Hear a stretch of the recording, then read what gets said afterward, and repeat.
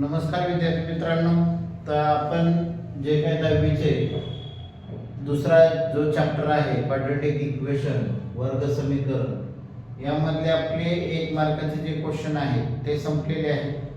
त्यानंतर 2 मार्काचे कशा प्रकारे क्वेश्चन विचारले जातात, त्याच्यामध्ये ऍक्टिव्हिटी बेस कशा प्रकारे क्वेश्चन विचारले जातात। जे ऍक्टिव्हिटी बेस मध्ये सगळ्यात सोपं म्हणजे तुम्हाला तिथं मार्क तुमचा जाणारच नाही, फक्त त्याच्यामध्ये फिलअप करायचे जे काही बॉक्स दिलेले आहेत त्याच्यामध्ये तुम्हाला सॉल्व करायचे आणि हे तुम्हाला 2 मार्क हे हक्काचे आहेत, तुमचे मार्क ते गेले नाही पाहिजे। तर बघा हे कशा प्रकारे सॉल्व करायचे आहे। आता याच्यामध्ये क्वेश्चन कशा प्रकारे विचारलाय, find the value of discriminant of the equation म्हणजे x² + 10x - 7। आता डिस्क्रिमिनंट जे आहे म्हणजे या वर्ग समीकरणामध्ये विवेकाची किंमत काढा।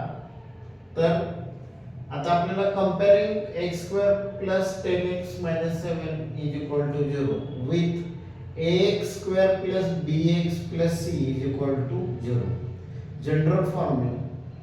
तर याच्याशी आपल्याला तुलना करायची, जे आपल्याला इक्वेशन दिलंय त्याचं। मग आता याच्यामध्ये a व्हॅल्यू काढून घ्यायची। a इथं काय नाही म्हणजे 1 आहे, b = 10 आणि c -7 म्हणजे या ठिकाणी काय येणार तुमचं -7। आता यानंतर जो काय आपल्याला फॉर्म्युला आहे b² - 4ac। आता b ची व्हॅल्यू 10²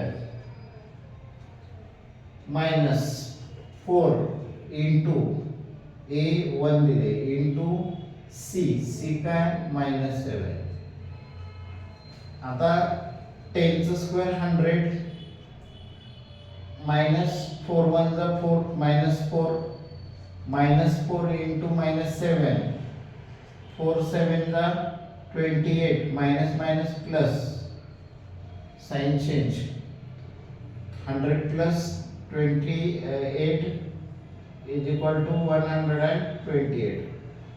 हे एवढे सोपं जे आहे हे तुम्हाला 2 मार्काचे क्वेश्चन विचारले जातात, कशा प्रकारे विवेचकाची किंमत काढायची। तर आपल्याला किती मिळाली 128।